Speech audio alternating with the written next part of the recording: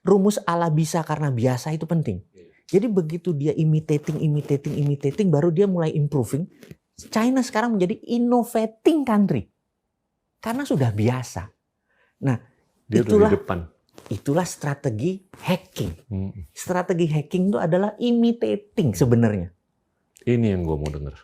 Iya kan? Itu. Imitating, begitu kita ala bisa karena biasa, kita menjadi innovating. Hai teman-teman, hari ini kita kedatangan Wowi Mardigu, teman dekat saya. Bro, thank you bisa datang. Akhirnya datang lagi. Gue dengar lu sempet kena kemarin. It's very interesting tuh. Cerita gitu. deh. Ya, jadi gini. Jadi mungkin ada banyak yang harus pelajaran tentang COVID gitu ya. Yang dulu kan gue mempromosikan COVID sebagai political tool gitu ya. Yang sengaja diluncurkan sekitar November 2019 dan masa tugasnya hanya sampai November selesai pemilihan raya di Amerika. Jadi hanya 1 tahun COVID sebagai political tool. Setelah itu COVID menjadi pandemi seperti biasa. Jadi mungkin beritanya akan hilang seperti AIDS. Jadi AIDS-nya masih ada gitu. Nah nanti COVID ini beritanya makin lama terutama di seluruh dunia. Dan sekarang berita di seluruh dunia semakin berkurang. Di Indonesia aja karena kita punya media sendiri gitu ya, cara bermedia. Nah yang menarik itu adalah gue nggak nyangka gue akan kena. Karena gue tahu bahwa COVID itu satu adalah deadly, ya, mematikan. Kalau boleh tahu kenanya gimana? Nah, jadi yang suatu hari kan steril nih di rumah nih. Ya. Jadi suatu hari cukup steril tuh karena hampir nggak keluar. Berapa kali ketemu aja nggak jadi gitu kan. Ya. Hampir 2 bulan di rumah. Nah istri gue ini kan punya hobi yaitu trekking. Jadi dia naik gunung segala macam, berdua, bertiga, nggak banyak, kurang dari 5 orang. Seminggu sekali. Selain udaranya seger dan lain sebagainya gitu. Nah suatu hari dia pulang seperti biasa, kita pulang seperti biasa. Nah ini pelajaran pertama nih. Kalau ada yang kena COVID, pastikan jangan menunda waktu untuk mengabari orang yang dalam waktu 24 jam berinteraksi dengan kita segera untuk melakukan tes. Karena semakin cepat dia mengetahui, dia cuman mungkin menjadi orang yang tanpa gejala. Full vitamin aja langsung tanpa gejala. Nah, temen ini mungkin malu, mungkin segen. Dia hari ketiga, hari keempat baru ngabarin kita. Gitu. Nah, di sini kita secara fisik memang berbeda. Nah, ada lagi teman yang tracking sama istri tadi. Wah, kita bilang, wah ini telat nih gitu. Tapi ada berita buruk lagi. Di hari Kamis, Jumat, Sabtu, Minggu kita ada acara. Kita nih, ya kan? Ya. Kan? Ya. Waktu dites pertama di rumah itu belum bereaksi, masih negatif. Ya. Tapi, nah gue udah full. Gue tuh taunya dari si Helmi. Dia nelpon malam-malam. Nah itu. Nah, malam tuh mulai panas dingin gitu ya. Udah timpa vitamin gitu. Kamis, Jumat, Sabtu, Minggu. Hari Minggu pulang, kita tes, Senin keluarkan hasilnya, karena kan ini pakai ada plus, dia ada masa pengendapan, positif gitu kan. Nah, langsung kabarin semua. Jadi 200 orang yang ada sama kita beserta tim 17 ini, beserta teman-teman kita semua kita kabarin gitu ya. Tapi yang menariknya adalah tidak ada satupun, jadi 3 hari dites, 7 hari dites, tidak ada satupun. Alhamdulillah dari satu sisi gitu ya. Dan tapi ada yang menarik nih. Kok gua lemes ya gitu. Maksudnya apa nih gitu. Terus yang kedua adalah mati rasa.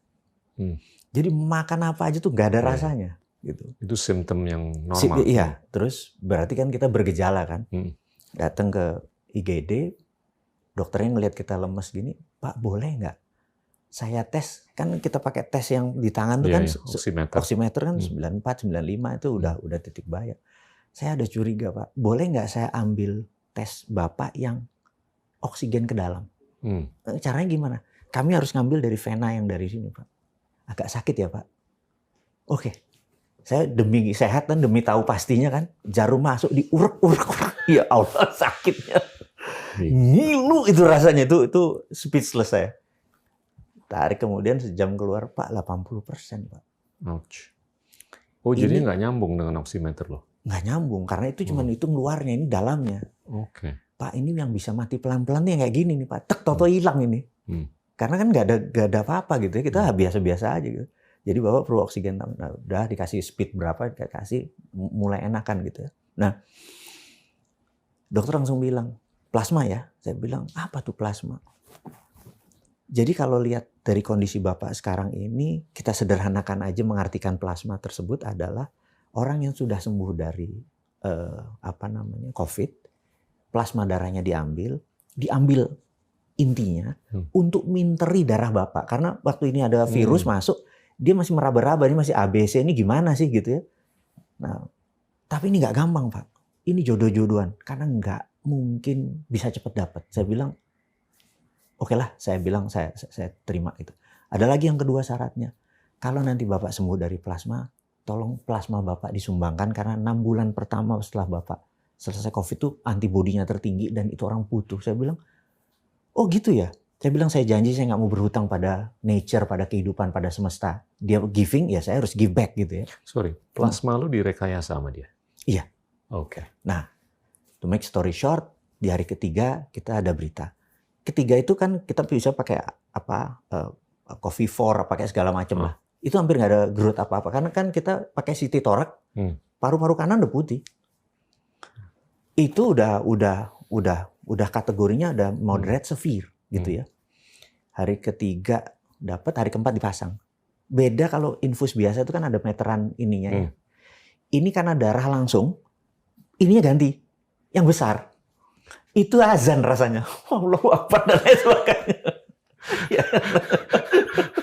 Dan karena hanya 4 jam, jadi harus cepat masuknya gini. Infus, ini kan kita ngingetin. Kalau dicepetin itu kan sakit. Iya, dingin, sakit. Apalagi kalau dihajar. Suster kalau mau iseng tuh digituin aja. Iya, ya itu rasanya saya bilang azan kan. Teriak-teriak Allahu Akbar. Nah, pas lagi dipasang itu, besoknya saya diambil PCR lagi. Itu langsung lompat loh. Sebenarnya kalau di standar kedokteran boleh keluar. Langsung negatif loh.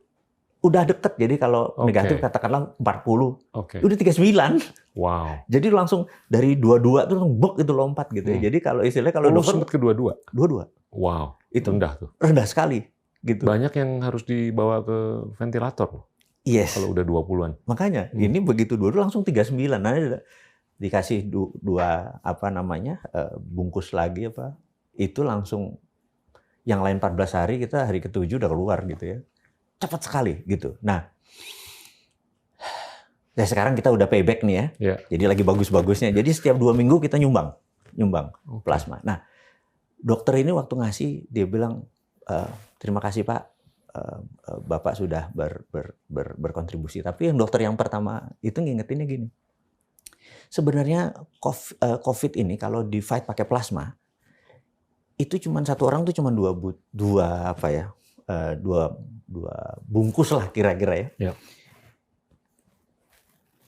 Kalau ada 400.000 orang yang sudah sembuh, ada 500.000 terpapar, 50.000 nyumbangin plasma, selesai COVID di Indonesia. Wow. Masalahnya yang punya bisnis vaksin teriak Pak. Iya. Rugi bandar nih gue. Ini darah yang diambil dari lu nih banyak nggak sih? Untuk 250 cc lah kira-kira. Nggak banyak. Makanya 2 minggu sekali kita lagi tinggi-tingginya lagi share. Dan itu yang di-infuse balik ke badan lu? Ya. Setelah direkayasa? Jadi plasma orang. Oke. Jadi plasma orang yang sudah sembuh dari COVID. Nah sekarang kita mendonasikan plasma kita untuk orang lain. Jadi nomor 1 adalah gue nggak tahu siapa yang ngasih plasmanya ke gue ini. Gue bilang thank you. Gitu. Ya. Nah ternyata orang Indonesia tuh nggak suka giving. Yang sembuh nggak mau ngasih plasmanya. Jadi sekarang RSPAD kekurangan plasma, PMI kekurangan plasma. Wow. Itu yang kita bilang ada apa sama bangsa Indonesia. Padahal kalau kita kompak nih semua orang nyumbang yang udah sembuh dari, terutama yang less than 6 months gitu ya, udah dinyatakan negatif, terus tes lagi dia 2 minggu kemudian nyata negatif, dia nyumbang itu selesai masalahnya. Kenapa yang dipromosikan vaksin? Mungkin kurang informasi kali. Karena setahu gue tuh Indonesia ranking untuk givingnya, infak, zakat. Harusnya. Tapi begitu darah kenapa nggak pada nyumbang? Nah berarti mungkin kita ambil positifnya. Mungkin promosinya kurang. Iya. Jadi ada satu talk nih, apalagi me time di rumah sakit, opname kan nggak bisa apa-apa kan, berapa yang masuk tinggal nama, bener nggak? Yeah. Can you imagine hari pertama dari rumah sakit? Di dalam itu ngomong apa? Chance kita pulang nama kan gede banget. Yeah. Rontok mentally. Tapi abis itu udahlah. Kita ya sudah gitu. Nah, ada salah satu yang gue pikir lagi di rumah sakit tuh, wah ini ada brother Gita di situ, ada brother Sandi, ada Helmi, ada semua. Gue mikir lama. Kita gitu. Sandi juga kena tuh kemarin. Ya, dia sih tanpa gejala mudah-mudahan ya. Jadi ini, nah gue mikir kenapa gue deep sekali gitu, yang lain enggak, gitu kan? Gue mikir mungkin kekuatan 5 juta follower dengan 1 juta viewer ini ada maksud. Iya. Bagus. Karena itu abis selesai itu, thanks to para nakes, tenaga kesehatan, thanks to plasma, kita promosiin. Wah, surprisingly itu ngeri sekali responnya, sehingga kita dapat banyak dapat respon, dan beberapa orang jadi keselamatkan. Yang sekarang ini problem adalah golongan darah AB kalau kena, karena langka. Gitu. Jadi ini sekarang masih, dan di RSPAD banyak yang menyumbang kesadarannya tumbuh gitu ya. Tapi tetap aja kita masih butuh banyak. Nah, kalau ini ada vaksin sebenarnya nggak diperlukan. Wow. Gitu ya. Ini tapi pas seminggu setelah itu kan kita dari recovery udah berapa dalam nih, dicek dan sebagainya. Ketemu sama dokter itu, saya tanya, "Dok, ajarin saya tentang plasma ini, saya udah terima kasih dulu, udah nyebar dulu gitu." Dia bilang nanti, saya nggak bisa sebut rumah sakitnya, saya juga nggak bisa sebut dokternya. Rumah sakit ini yang membuktikan 100% yang kasih plasma itu sembuh. Ini akan membuat jurnal medik. Kalau lu nyumbang, plasma lu tuh bisa dipakai untuk berapa orang? Satu orang. Jadi kalau anggaplah nggak dapet vaksin nih, untuk 270 juta, dapetin 270 juta plasma, gimana tuh caranya? Yang kena ini, kalau kayak gue nyumbang bisa 10, yang kena ada 400.000, 10 ya cepet juga. Dan ini kan yang buat gini, plasma diterangkan lagi nih sama, saya bilang terangin plasma. Jadi kita akan membagi 3 stage. Jadi yang ringan tuh mungkin sekitar 40% sampai 50% yang terpapar. Terus yang medium dan severe itu mungkin sekitar 30%. Kemudian yang akut. Nah, yang plasma ini cocok yang tengah ini. Bukan untuk yang ini, karena yang ini masih yang akut nggak bisa. Yang akut beda lagi. Hampir tidak bereaksi gitu yang akut. Nah, yang akut ini karena ada penyakit ikutannya dia kan. Nah, itu yang misalnya darah tingginya dia sampai tinggi jantungnya dia, itu penanganannya beda gitu. Karena ini kan fight untuk COVID-nya kan, gitu. Nah, jadi di sini kita bisa plasma itu organik. Yang ini anorganik semua. Gitu. Nah, jadi orang prefer plasma saat ini karena organik. Menarik. Gitu. Nah, jadi ke depan mungkin ada yang bilang, karena itu si Deddy Corbuzier bilang, lu COVID atau di COVID kan supaya lu jadi duta plasma katanya gitu. Gue nggak akan nanya itu. Gak ada hubungan. Kena aja saya bilang kayak gitu. Terus tapi ke depan bahwa ini sebenarnya ada alternatif solusi untuk plasma yang kita harapkan adalah mereka yang sembuh COVID atau yang kena COVID. Trump kena COVID disengaja dikasih tetes sedikit supaya antibodinya keluar. 3 hari udah sehat lagi gitu. Ya. Jadi tunggu dulu sebelum kita switch nih. Yang gue dengar untuk orang yang udah pulih, itu masih tetap ada beberapa symptoms atau gejala. Termasuk anxiety. Ya kan? Setuju. Lu ngalamin nggak? Episode seperti itu. Ada pasca itunya berbeda-beda. Pasca berbeda-beda sampai 6 minggu katanya. Nah, gua ini yang kena itu di rasa makanan. Jadi aftertaste-nya pahit. Itu yang nah, anxiety itu terjadi, maksudnya panic attack anxiety itu karena kita tahu bisa pulang nama nih. Can you imagine?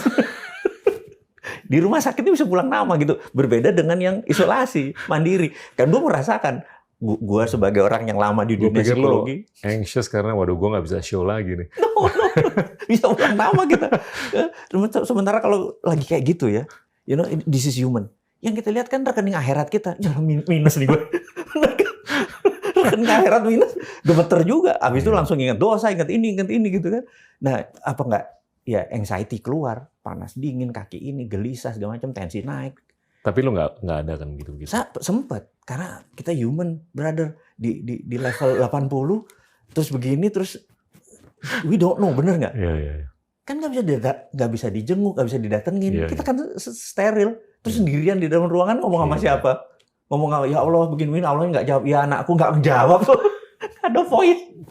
Malaikat nggak ada voice. Bener nggak? Gila. Ya, lu Tapi sekarang udah oke kan? Nah, udah nyumbang. Ya, oke. Berarti Alhamdulillah. udah nyumbang itu ya bukan kita bilang antibodi kita bagus, karena dokter tetap bilang vitamin tetap, nyemur tetap gitu loh. Nah, gara-gara makan tadi tasteless, kemudian after taste-nya habis udah sembuh juga after makan agak pahit gitu. Itu yang menyebalkan, berat 2 minggu kurangnya 6 kilo gitu. Jadi baju celana kayak minjem semua. Makin keren. Jadi kelihatan menderitanya gitu kan. Kalau kemarin bisa jaim kita kan, ngasih nasihat ke pemerintah buat ini, dia wajar nih. Sekarang lu kelihatan susahnya gitu. Oke.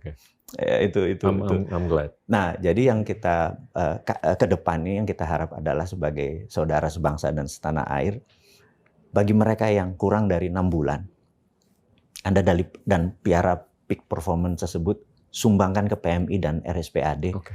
Karena 50.000 orang melakukan tindakan ini, selesai itu COVID. Karena kan semuanya tidak memerlukan plasma. Yang tadi yang medium to severe. Non akut lah. Iya, non akut. Ya, yang isolasi mandiri di rumah makan vitamin itu selesai. Dan itu sekitar 40%. Ini 30% ini yang di rumah sakit. Nah, rumah sakit itu bukan ingin berlama-lama pasien itu. Kalau perlu kan rata-rata 14 hari. Betul. Kalau perlu cuma 9 hari, 7 hari keluar supaya mereka masuk. Karena sekarang lagi tinggi-tingginya. Karena susah dapat kamar. Karena kita tahu sendiri pilkada kemarin juga bablas, terus kemudian ada kelompok-kelompok yang juga bablas, terus pejabat KPU yang bablas karena kalau nakes mereka sampai 3 lapis dan ngerti cara itunya kan, cara safety-nya. Nah ini kan sekarang orang dalam pantauan ini banyak yang bukan main dan kemungkinan sekian persennya ya rumah sakit nggak cukup. Itu yang kita mencoba menyetop karena saat ini kasihan negara, kasihan masyarakat. Tapi di antara itu semua masih ada bertanya, emang ada sih COVID? Ya Allah, saya bilang gitu. Lu mau pindah tempat sama gue, silakan. Rasanya anxiety itu nggak enak gitu loh. Tapi gue seneng lihat lo udah. Thank you. Udah oke, udah bisa ketawa, udah bisa ini lagi. Dan gue tetap masih khawatir sih mengenai testing dan vaksin. Tapi dengan solusi lewat plasma ini luar biasa. Dan testing kan masih sekitar 2,5% dari jumlah penduduk. Masih kecil sekali. Vaksin juga paling 30-40 juta untuk 2021. Kurang kali ya? Kurang, bro. Kurang. Speed-nya ya sebenarnya kurang. Jumlah ketemu speed ya? Ya, pasok juga. Ini supply limit. Jadinya ya yang ngantri kan banyak, ada 200 negara. Iya. Dan Tiongkok, Amerika aja udah mesen 1,4 miliar vaksin untuk ini kita asum vaksin ini 99.9%-nya sukses gitu ya. Jangan cuma 80% rate suksesnya gitu ya. Betul. Gitu. Betul. Emang belum tentu mematikan, tapi tidak berfungsi gitu loh maksudnya. Betul. Benar kan? Betul. Bukan berarti 100 orang dipakai karena fungsinya cuma 80%, 20% enggak. Cuma nggak function aja gitu kan. Betul. Gitu. Betul. Nah, jadi sebenarnya ada solusi sebenarnya yang kita merasa kenapa tidak dipakai oleh pemerintah. Jadi ini dipakai di Belanda, ini dipakai di Finland gitu ya. Jadi untuk gampangnya adalah begini, negara yang pemimpinnya wanita sukses menangani COVID. Jadi mau New Zealand, Finland, Taiwan itu ya. Ternyata mereka bukan fokus pada penyembuhannya, tapi peranya. Jadi vitamin yang dia dorong, itu yang dia sebar. Preventionnya. Dan itu jauh lebih murah. Kenapa? Karena ini kan kita udah bilang bahwa ini adalah political tool. Ini adalah by design. Oke deh, kita geser dikit. Mengenai, lu kan ngomong Trump berapa kali ini. Mengenai politik Amerika lah. Nah, ke depan sebenarnya kenapa apa-apa kita melihat Amerika, karena kita tahu dia masih menggunakan military approach. Jadi kalau dulu zaman penjajahan itu ada VOC, swasta. Tapi di belakangnya militernya Belanda. Jadi di Banda yang menghasilkan nutmeg atau biji pala yang waktu itu lebih mahal dari gold, ada 15 juta penduduk Banda. 15.000 penduduk Banda.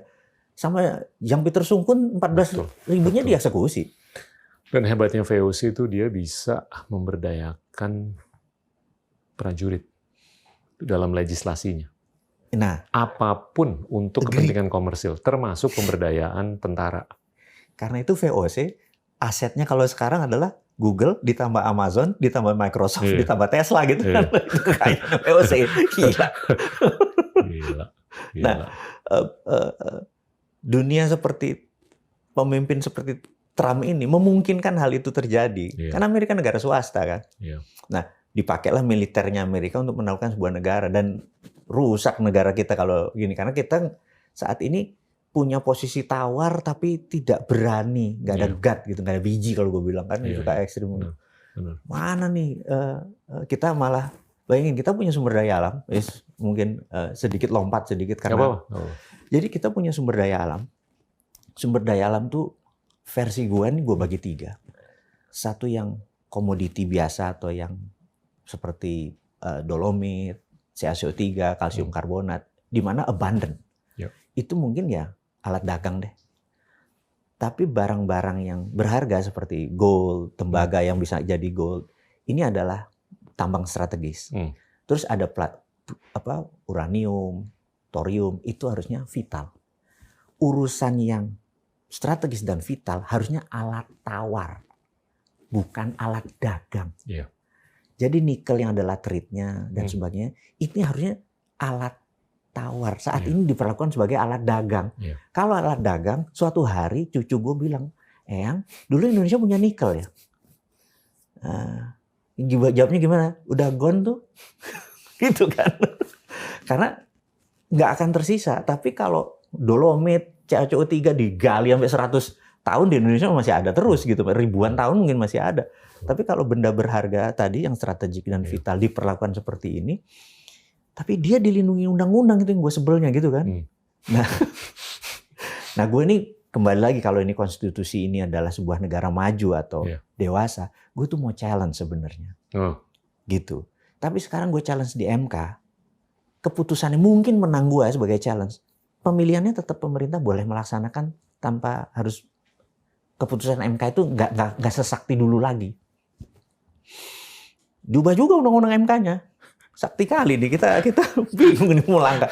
Gue challenge itu sebenarnya mau challenge banyak ya, yang gue challenge bukan untuk mengeledekin pemerintah. Tapi kita punya moral karena kita punya knowledge. Yuk kita duduk, kalau benefit dari alat tawar dengan alat dagang banyakkan prinsip kita, kenapa nggak pakai prinsip kita gitu ya? Gue nggak menentang pemerintah, gue juga nggak menentang pejabat, gue cuma menentang knowledge-nya dia. Ya, jadi gue menentang tuh kebijakannya. Ini nyambung ke beberapa hal. Yang struktural adalah kalau kita nggak bisa berpikir bahwa itu menjadi alat tawar, ya yang harus diubah adalah kecerdasan kita kan. Oke, kan? That's interesting. Ya kan. Terus yang kedua tentunya ya mungkin sistem pengambilan keputusan.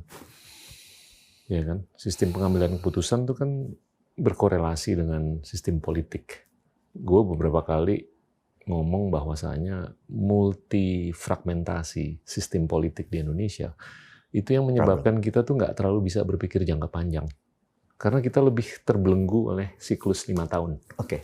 Ya kan? Kita nggak bisa mikir 50 tahun ke depan. Karena gimana nih supaya kita menang 5 tahun lagi? Ya kan? Nah, kalau di Tiongkok, single party. Di Singapura, satu partai yang dominan kan, menguasai ya mayoritas lah dari kuenya. Jadi dia bisa berpikir jangka panjang. Walaupun ada dikotomi antara partai yang dominan dengan partai yang non-dominan, dua-duanya setuju bahwa climate change itu harus diatasi. Kalau di beberapa negara yang lain ada yang percaya climate change, ada yang nggak percaya climate change. Itu kan lebih susah kan. Begitu yang ini berkuasa bubar. Iya kan, ada yang percaya bahwa buminya rata, ada yang percaya buminya bulat. Nah itu semakin sulit tuh. Dan ini terjadi di Indonesia gitu ya? Ya, gue nggak ngomong begitu. Tapi bahwa kalau partai nanti kalau bumi hal rata seperti itu aja belum selesai, gimana lo lo bisa mikir apa yang relevan 50 tahun ke depan? Jadi harus apa yang kita lakukan ya? Ya kalau menurut gue harus ada konsolidasi dalam pengambilan keputusan supaya streamline dan efisien pengambilan keputusan. Nah kalau udah streamline, kita bisa mikir tuh 50 tahun ke depan. Dan ya kalau emang kita harus lebih mencerdaskan diri, kita lebih bisa memberdayakan hal-hal tadi untuk atau sebagai alat tawar?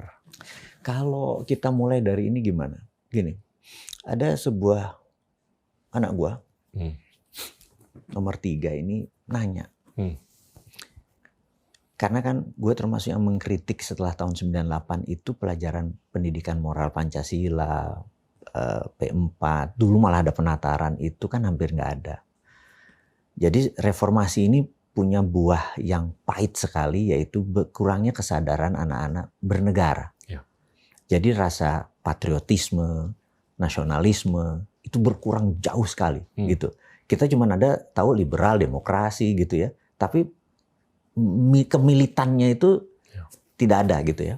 Jadi kalau kita bilang TikTok itu bisa menjadi tool intelijen, maka kita harus hati-hati gitu. Mereka bilang, kenapa TikTok seru kok? Di mana intelijennya gitu ya? Kita kaget segitu naifnya. TikTok, Instagram, Facebook, semuanya udah terbukti. Sudah terbukti bisa jadi tool. Alat yang bisa memanipulasi psikologi manusia. Iya kan? Dia bisa ngehack otak orang yang tadinya A bisa jadi B. Dan itu dengan sengaja. Iya kan? Iya. Jadi begitu kita ngelihat mobil di YouTube, mobil, tahu-tahu iklan mobil semua masuk ke kita. Kita pindah cewek cantik, semua cewek cantik masuk ke kita gitu. Kalau untung masuk ke kita, kalau masuk ke bini kita bubar gitu. Dan jadi pokoknya gitu loh. Jadi kepokokean tinggi sekali. Gara-gara manipulasi psikologi. Akhirnya dia kayak new religion gitu ya, lebih fanatik itu daripada ini. Nah, mereka nggak sadar bahwa karena memang tidak mengerti, tidak ada pelajaran bernegaranya kurang gitu ya. Nah, sehingga anak gue yang nomor 3 tuh nanya dia pas pelajaran tentang sejarah gitu. Ayah, bentuk negara di Indonesia itu apa? Gitu. Dia bilang, yang kamu tahu presidensial. Saya bilang, enggak. Udah bukan presidensial, sekarang parlementer sejak 2002. Dia bingung lagi kok. Sekarang ini yang menentukan adalah legislatif dulu, baru eksekutif. Jadi sekarang ini tidak ada lagi presidensial di Indonesia. Udah parlementer. Nah, karena itu ada, tapi bobot pengambilan keputusannya di parlemen maksudnya. Parlemen itu kan yang saya bilang bahwa. Nah, sekarang berapa orang yang sadar? Tapi kan jurisdiksi pemimpin eksekutif kan cukup luas loh. Setelah negosiasi, karena itu yang jadi presiden selalu berat. Karena sekali lagi boro-boro dia mikir negara, karena si legislatif tadi berpikir yang 5 tahunan. Iya. Yang kepala negara mungkin berpikir 30 tahun, 30 tahun, 50 tahun, 100 tahun. Ini 55 tahun lagi gimana berkuasa. Inilah akhirnya porsinya dibagi terus. Tapi mungkin lebih karena fragmentasi di legislatif. Setuju. Kalau di legislatifnya cuma 2 atau 3 atau 4, itu kan lebih gampang. Atau gini deh. Iya nggak, pengambilan keputusan. Apalagi yang bersifat jangka panjang. Gimana kalau sekarang untuk membuktikan pemerintah Indonesia itu presidensial, bukan parlementer, bentuk negara. Tidak ada threshold untuk jadi presiden. Jadi semua orang bisa. Gitu. Tapi susah juga, karena budget itu harus di-approve oleh legislatif. Legislatif segalanya kan. Dompetnya tuh ukurannya diukur dan diputusin oleh legislatif. Itu balik lagi bahwa kita adalah parlementer. Betul, tapi kalau yang di legislatif itu banyak warnanya, itu poin gue. Fragmentasinya tuh terlalu banyak. Tapi kalau ada satu yang ngontrol, anggaplah 70%, dan yang satu itu pemimpinnya atau kepemimpinan itu bisa mikir apa yang relevan untuk 50 tahun ke depan. Keren. Berarti satu, kita perlu pemimpin visioner. 2, kita perlu pemimpin strong dukungan politiknya. Seperti tadi legislatifnya gitu ya. Ada nggak itu orang kayak gitu? Ya ada lah, kita harus berdoa. Kan? Jadi mudah-mudahan Pak Jokowi 2024, dia lengser ke Prabon, jadi pandito ngurusin partai satu, tapi partainya dia yang besar banget gitu ya. Iya, itu salah satu skenario yang memungkinkan. Tapi gue kalau ngelihat Singapura, Tiongkok gitu, mereka lebih gampang berpikir mengenai perubahan iklim. Iya sih. Kalau lebih gampang Politbironya menyatakan itu ya sudah. Dan di atasnya sama orang-orang sekitarnya itu kalau berdiskusi, gimana nih supaya planet kita nih bisa survive? Iya kan? Bukan gimana kita bisa survive di pilkada ke depan. Ini mungkin gue bisa tambahin. Saat ini, jadi ada 2 negara yang gue merasa gue watch carefully and detail gitu ya. Satu Amerika, satu Tiongkok. Jadi waktu 2017 Tiongkok ada 7 hari Partai Komunis Cina rapat, gue dapat invitation. Nanti gue proof nih lo undangan gue di sana gitu. Jadi gue di sana sebagai observer, correspondence. Keputusannya menarik kan, semua orang tahu bahwa satu Xi Jinping presiden seumur hidup di situ. Dan di hari itu gue baru realize bahwa BRI, Belt Road Initiative, yang tadinya sekedar inisiatif, ya, menjadi ideologi. Negara itu merubah ideologi komunis menjadi BRI tanpa tumpah darah. Jadi komunis hanya tool. Jadi bukan landasan lagi. Jadi bukan ideologi. Ideologi dia adalah Belt Road Initiative tadi. Dan itu yang Xi Jinping bawa 2013. Ya benar. Satu ya, Xi Jinping presiden seumur hidup absolutely powerful, benar nggak? Kedua, merubah ideologi negara dari komunisme menjadi BRI, Belt Road Initiative. Komunis hanya tool. Itu pala gue pecah langsung tuh 2017. Kalau mereka sih udah belak-belakan sosialisme dengan Chinese characteristics. Betul. Nah itu kan jelas colornya. Terus now at the moment ini ada sisi bulan yang tidak pernah kena matahari. Mereka punya grand plan, mau nambang di sana. Saya bilang ini sakit nih orang bernegaranya, benar nggak? Karena mereka udah bisa berpikir untuk 50-100 tahun ke depan. Gitu. Nah, susah loh di Indonesia untuk berpikir 50-100 tahun ke depan. Ini. Balik ke siklus politik 5 tahun. Iya. Dan ini kan ada belasan partai. Dan A, B, C, D, dan seterusnya itu kepentingannya beda. Nah, ini kan di sini meledak-meledak dong sebagai patriotik nasionalisme sisi pribadi gue gitu ya. Terus gue lihat Amerika, Trump ini mendesain 12 tahun. Jadi dia kalau menjabat lagi 4 tahun, kayaknya Ivanka akan dia jadiin. Ini kita ini kan trade analysis dan selalu harus karena dia kalau 12 tahun tidak berkuasa, maka patriotismenya ini terus globalis yang kesini ini nggak kelar nih gitu. Karena itu dia masih fight ini, tapi pakai konstitusi nih kelebihannya Trump ya. Nah, Demokrat punya grand plan juga terhadap Amerika itu juga, gitu. Ini mereka punya grand plan gitu. Nah, Rusia kita tahu 24 tahun sudah Putin menjadi presiden, dan dia mendesain dirinya sampai 2036. Ini udah presiden seumur hidup sebenarnya. Terus akhirnya gue pikir gue harus nerbitin buku ketiga. Jadi buku 1, 2, gue nerbitin 2 buku geopolitik untuk milenial. Dedicated untuk milenial. Yang satu adalah jangan pernah berkata saya tidak pernah memperingati Anda. Isinya cuma peringatan, kejadiannya 90%. Bahwa Amerika akan begini, Cina akan begini, India akan begini gitu ya. Terus yang kedua, buku ini adalah udah terbit lagi. Yang gue mau cerita yang ketiga ini akan terbit tapi benar-benar brand new. Judulnya adalah Redraw Map. Jadi gue merasa pada Majapahit, Gajah Mada itu dia draw map. Ini loh yang namanya Nusantara. Indonesia ini nggak pernah draw map. Ini loh yang namanya Indonesia. Ini uang masuk, ini uang keluar, ini begini. Bahkan mapnya gua, ASEAN itu bukan 10 negara lagi. ASEAN itu 24 negara, tambah 14 negara kepulauan, sehingga kita the biggest archipelago. Sampai Guam. 14 negara selatan Pasifik itu. Jadi kita harusnya untuk klaim menjadi negara. Yang gue takut adalah kalau kanal Kerajadi, maka ASEAN dibelah 2. ASEAN kontinental, 5 negara, ASEAN archipelago. Benar nggak? Ya kan? Ujungnya Thailand, Malaysia, Indonesia, Brunei, segala macam kan jadi archipelago. Kita gabung aja sampai Guam sekalian, karena kita bisa kontrol fish. Gitu loh. Ini ada teritori baru nih. Dunia maritim yang asli nih. Nah, saat ini hukum di Indonesia tuh pakai kontinental. Karena apa? Eropa pakai kontinental, China kontinental, Amerika kontinental. Kita harus pakai pendekatan oseanik. Kita pakai pendekatan oseanik gitu. Ini yang akan berubah. Nah, gue pernah ingat ada salah satu sahabat gue, Nobel laureate, 7 hari di Indonesia. Gue nggak bisa sebut nama karena dia, please don't tell. Duduk dia di hotel di Cikini itu, mungkin kamarnya 5 kali untuk dia sendiri.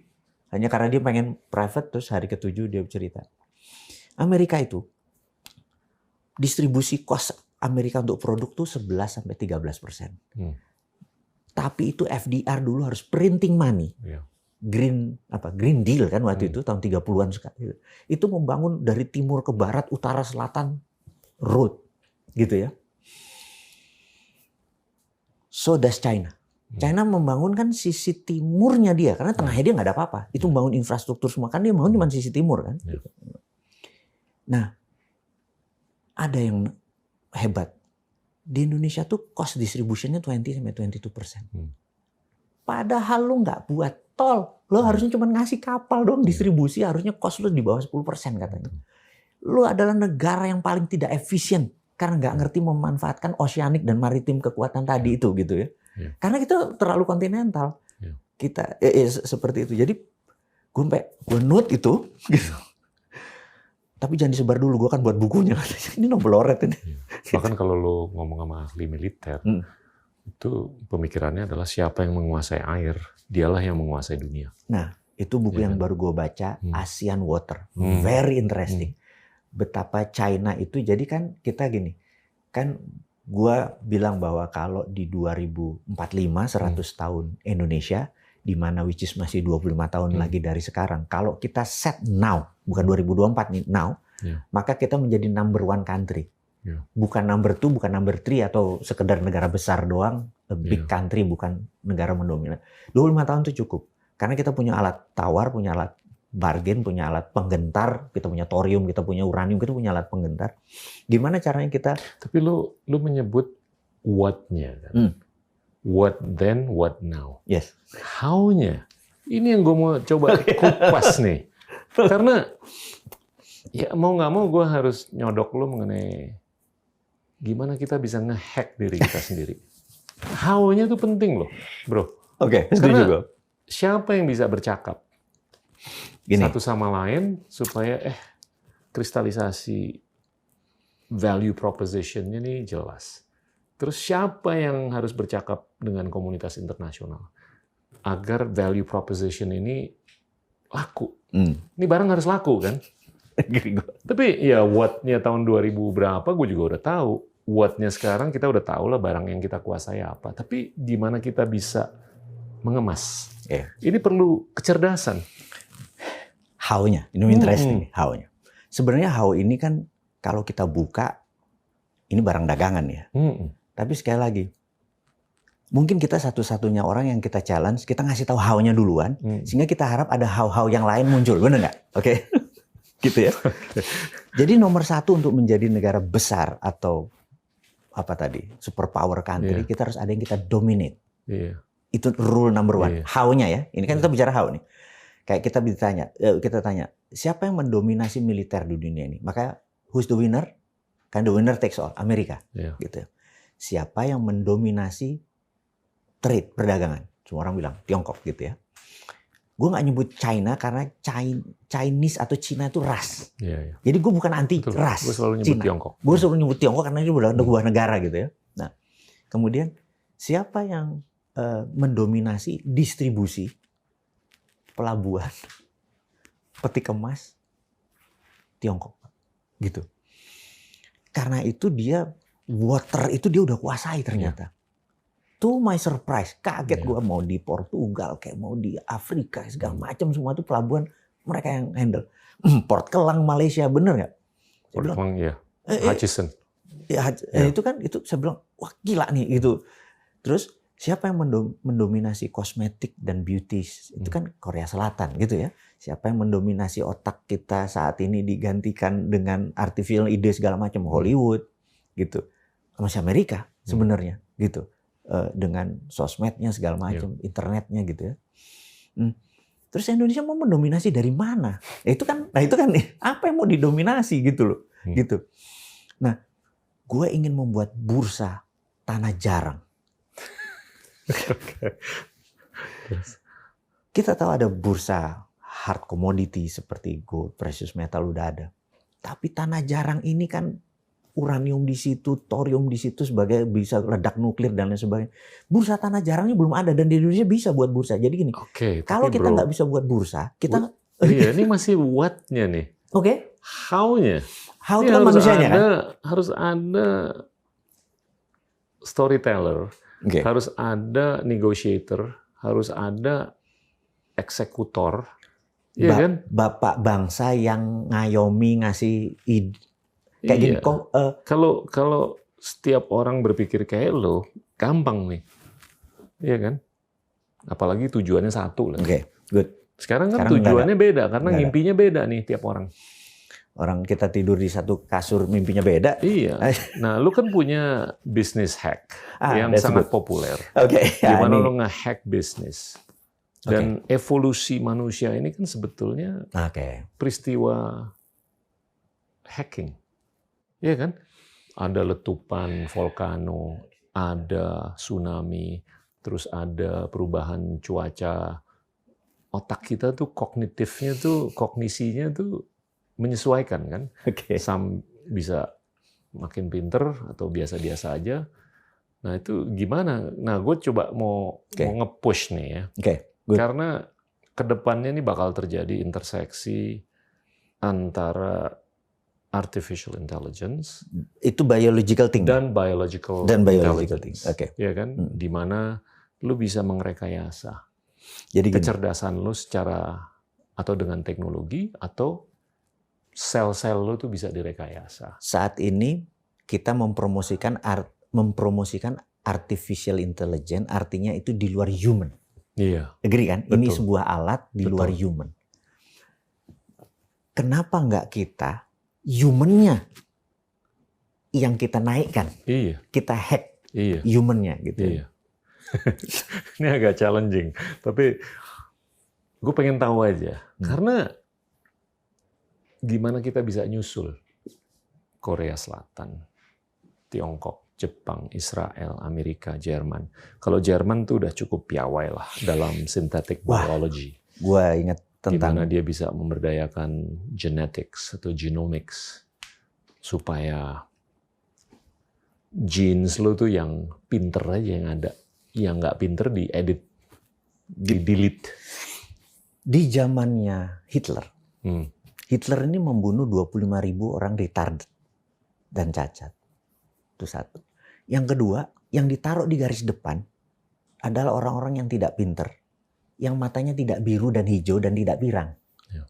Sehingga yang tersisa sekarang, secara fisik, udah the best semua. Ada yang ngekritik Hitler, bajingan, tetapi ternyata 70 tahun kemudian, ininya udah terbaik.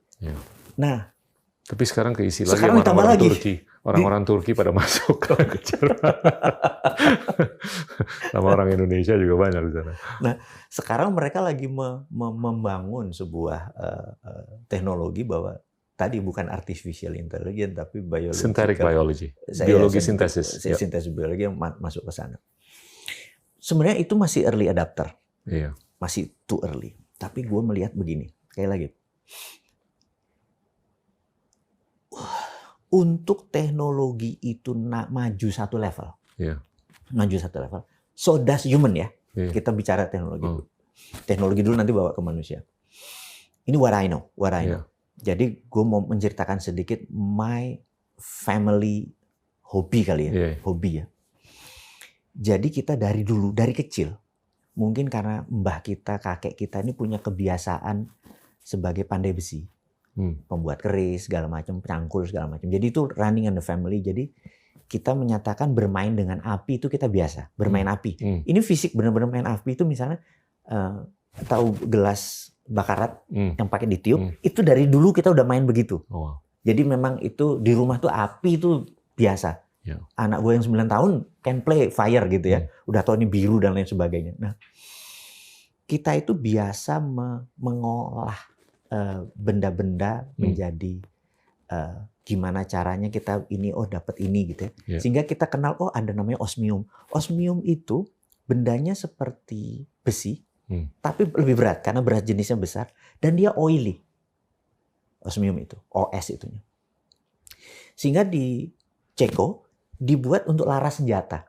Karena laras senjata kalau pakai ferro atau pakai steel ditembak berapa kali ya melengkung. Jadi kalau merek-merek Glock yang tahan air segala macam itunya osmium karena dia oily. Lurus dan 100 tembakan juga nggak melengkung-melengkung gitu kan. Karena itu mahal gitu, benda ini mahal. Jadi kalau Indonesia juara sniper, jagonya tembakan, rule-nya adalah nggak ditembak sering-sering. Jadi habis nembak ini taruh lagi supaya dingin ini. Supaya nggak melengkung gitu ya.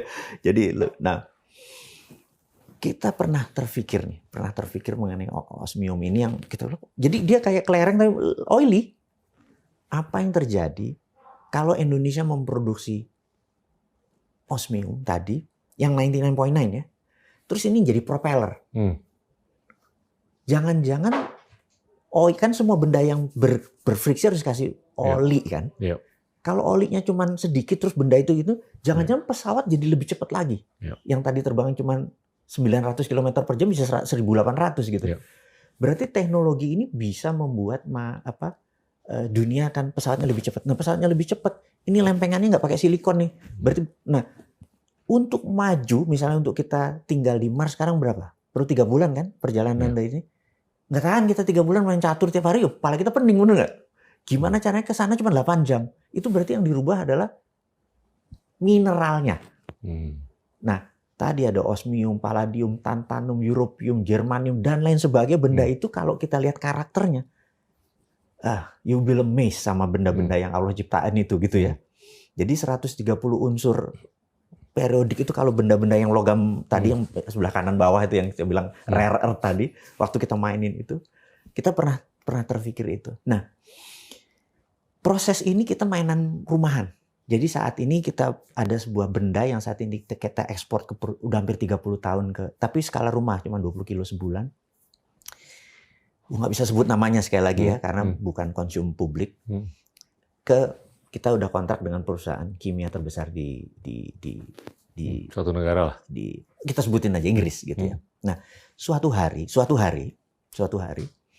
kita dapat undangan dari TCC, Tianjin China Chemical. TCC di kota Tianjin. Jadi kita tahu bahwa Cina itu punya 7 BUMN. Nah, sebenarnya BUMP, Badan Usaha Milik Pemerintah sebenarnya. Karena kan milik Partai Komunis Cina, bukan milik ini ya. Ini harus disadari bahwa BUMN di Cina itu milik Partai Komunis Cina gitu. Sehingga 7 Politbiro itu kan komisaris di sini. This is my true story 2 years ago. Suatu hari gue diundang sama TCC. Dia nanya, alat ini gue dapat dari perusahaan ini, gue bisa beli nggak? Gitu ya. Gue bilang sama kakak gue, Kak Mas, gini. Udahlah, berangkat aja katanya.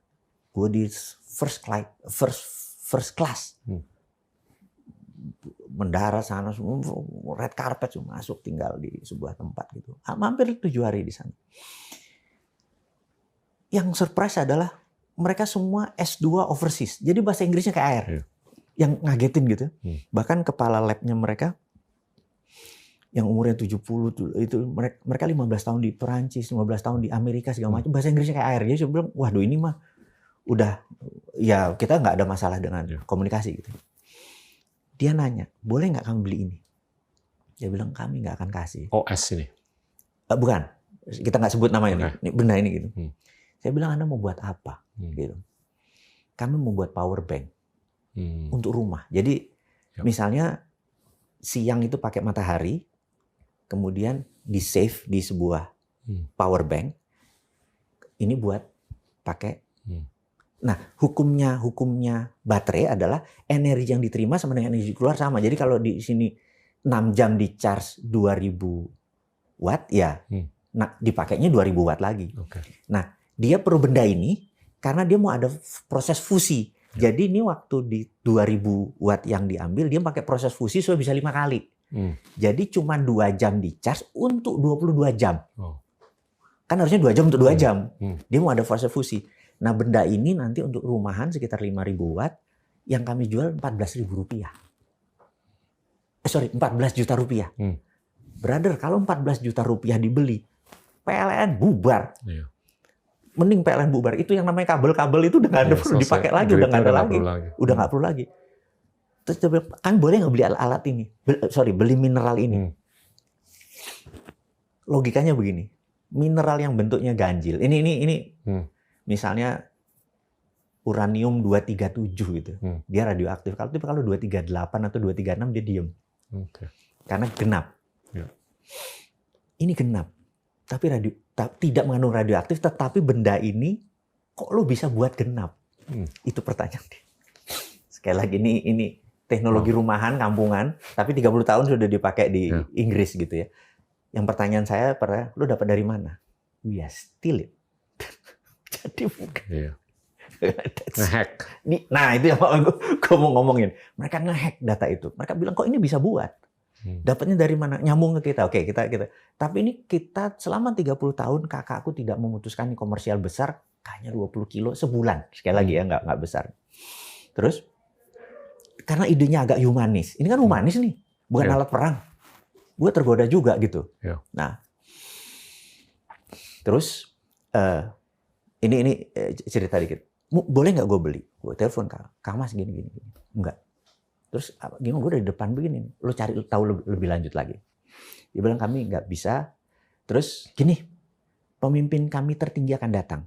Saya bilang siapa dia? Gitu. Pemimpin tertinggi itu siapa? Dia nggak sebut namanya. Tapi kan mereka tuh misalnya China tertinggi itu kalau nggak salah bank ya.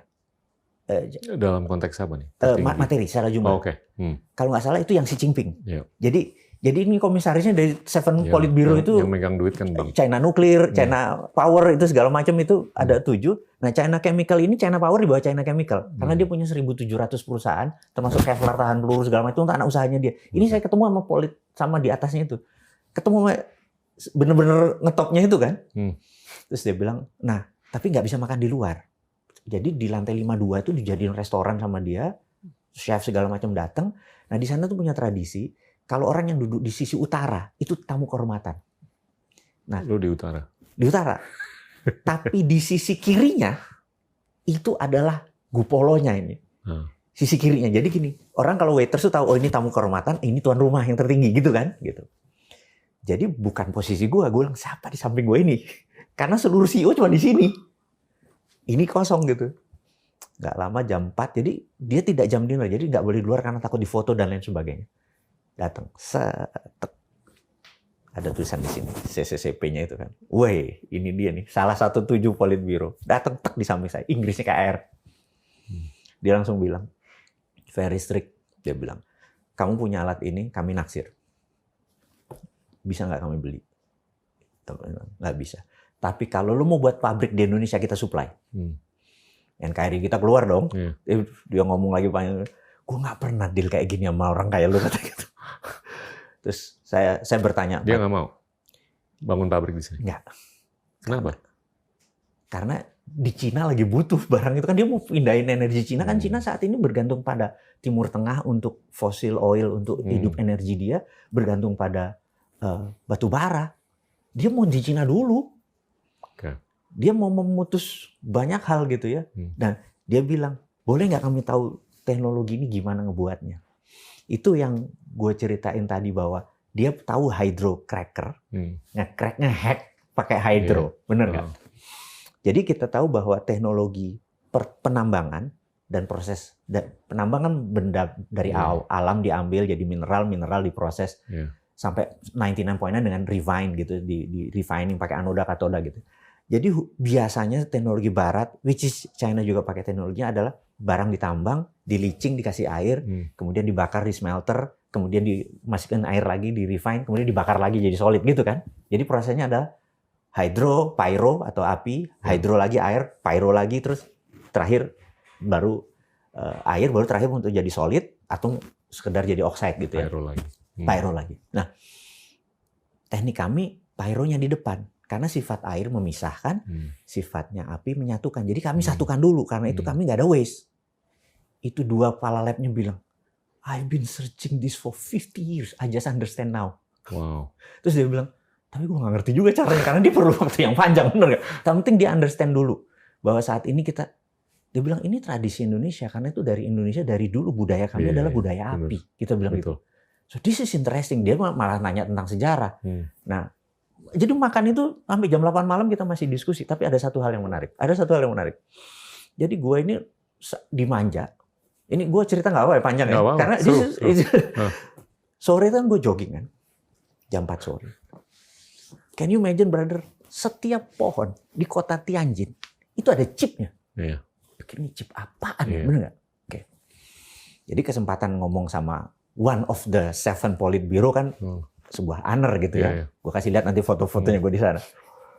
Gue nanya, Sir, I was wondering, kenapa setiap pohon di Tianjin ada chipnya? Jadi gue lari 5 km kemana-mana, di mana-mana ada chipnya di pohon itu.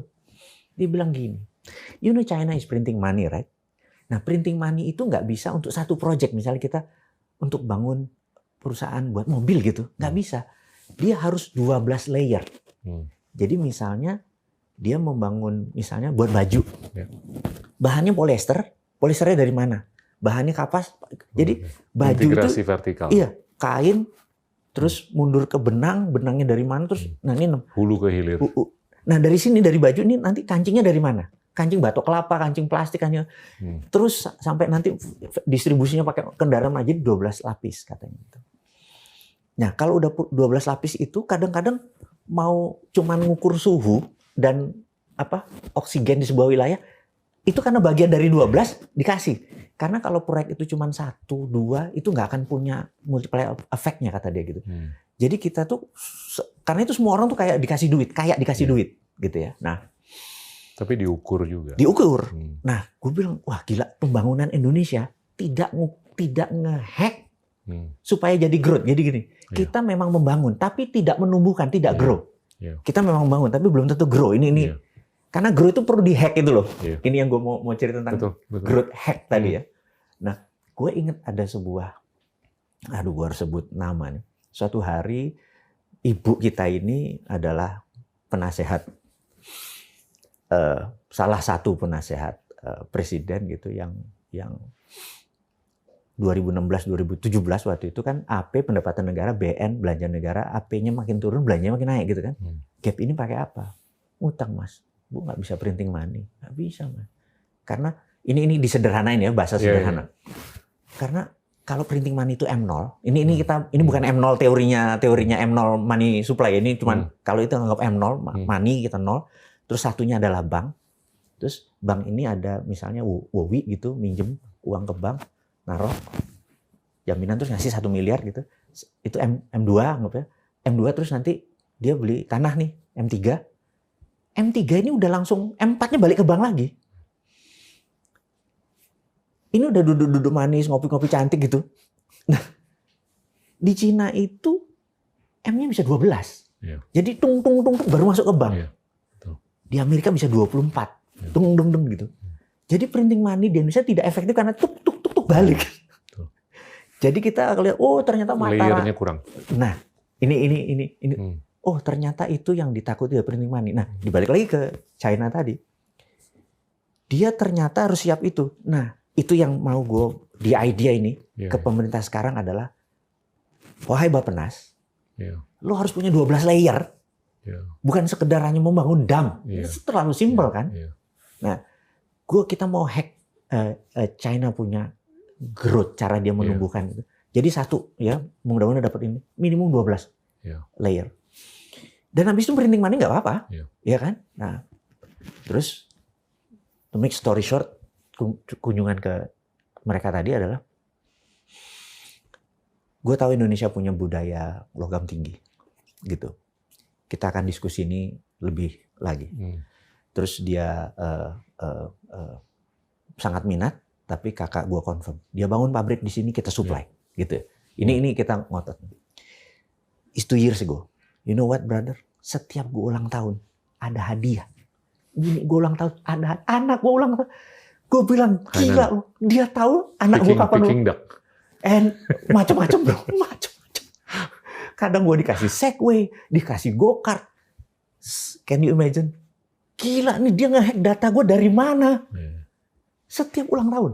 Masa ulang tahun hari itu gue dapet. Dan mereka maintain the relationship. Ada satu orang khusus. Berarti kan gila, kita terlanjang banget nih data ini. Itu yang gue mau cerita, bahwa betapa mereka udah ngehack kita semua. Gue siapa sih, bener nggak? Ngehack kita semua. Tapi dia sampai sekarang nggak tahu di mana alamat pabrik ini. Tetap aja kita masih ada shadow-nya kan. Tapi kalau balik ke poin lo yang tadi, itu kan ujung-ujungnya itu terkait dengan industrialisasi. Dan industrialisasi itu adalah vertikalisasi integrasi kan.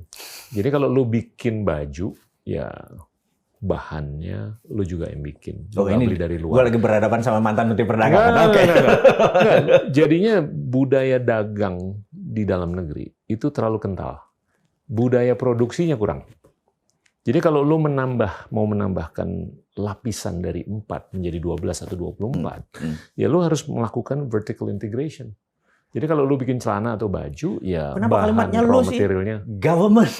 Ya enggak, itu tergantung sistem pendanaan kan. Iya. Di sini sebetulnya banyak yang mau bikin pabrik untuk raw material, untuk bikin sepatu lo, untuk celana lo, baju lo dan segalanya, untuk bikin kancing dan segalanya. Tapi karena nggak ada pendanaan secukupnya, ya udahlah kita beli aja dari luar. Toh juga lebih murah daripada bikin sendiri. Sementara memang lebih murah.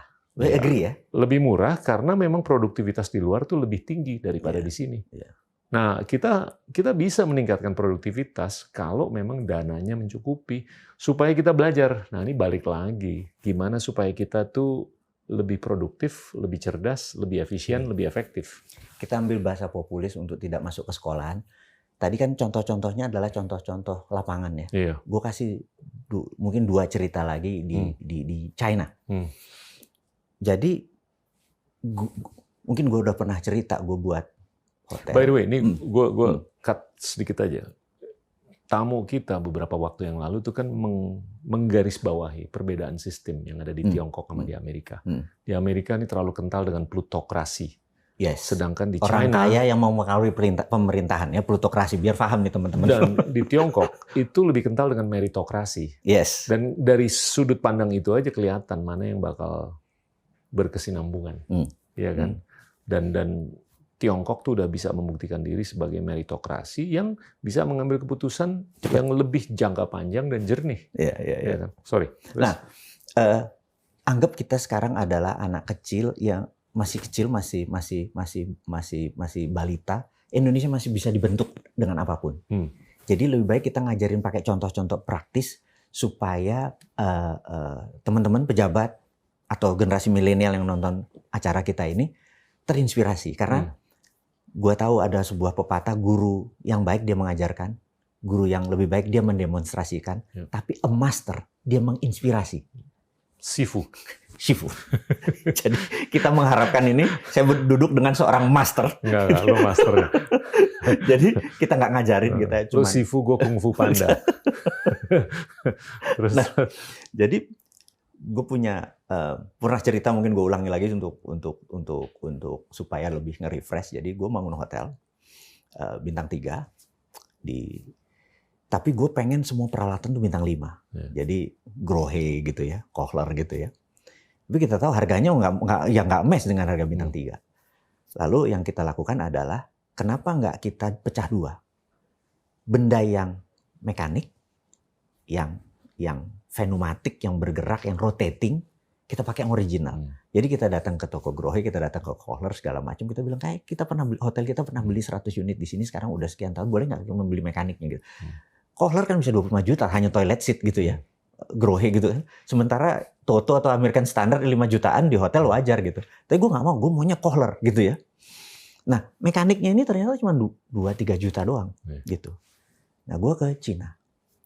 Jadi dari Hong Kong, Shenzhen, ada sebuah 5.000 rumah itu buat toilet seat terus. Gue bilang, ada bukan 5 sehari, 2 sehari gitu. Gue nanya, ada model ini nggak? Oh, di rumah sana ditanya. Berapa harganya? 400.000. 400.000 itu. Saya beli 300 tawar-menawar, pokoknya 500.000 sampai Indonesia. Gue beli 150 karena kamar gue 120. Jadi yang statis, China is the best. Tapi yang mekanik, rotating atau muter, jangan beli Cina gitu ya. Sampai sekarang hotel itu udah jalan 7 tahun, ini nggak pernah rusak. Karena Kohler gitu. Jadi barang sama-sama 5 juta gitu ya. Yang gue menarik adalah di situ adalah lu kalau buat begini terus, kalau nggak ada yang beli gimana? Oh enggak. Setiap Sabtu bulognya toilet seat itu datang. Begitu standarnya ini dibeli. Kalau nggak dirusak. Jadi mereka datang hari Sabtu tuh beli, langsung diambil. Rupanya ada gudang khusus toilet seat, tapi milik negara, mirip Bulog. Oke, gue bilang, berarti lu buat aja. Iya Pak, marketing mah gampang. Dia buat aja terus, tapi ada Bulognya. Terus di kota sebelah, akhirnya gue minta jalan 2 jam. Di kota sebelah dia hanya buat traktor motor. Ada yang seminggu 1, ada yang seminggu 2 minggu 1 gitu. Itu kalau nggak laku disita, dibeli murah dengan standarnya ini. Kalau nggak dia nggak beli. Tapi mereka udah bisa memenuhi standar produksi. Mereka ada bulognya untuk ini, terus ada bulognya untuk loh, Bulog itu bukan ngurusin badan urusan logistik, itu bukan beras doang di sana punya. Jadi kalau kita punya seperti itu di Indonesia di setiap wilayah. Nah kalau beli di gudang itu jauh lebih murah. Kebetulan Kohler nggak ada. Tapi kalau American Standard, kalau yang nanti di rumah BTN-BTN-nya belinya di situ gitu ya. Jadi gue bilang kenapa di Indonesia nggak ada Bulog beginian sih? Supaya kita, karena gini kalau kita dagang, kita bisnis ya, produksi sama manufaktur itu udah repot. Terus ngurusin marketing lagi. Karena itu ada Growth Hack, sebuah buku yang menarik yang brother suka baca itu. Itu kan antara produksi dan distribusi. Ini different skill. Karena itu kegagalan. Pertanyaan gue, how?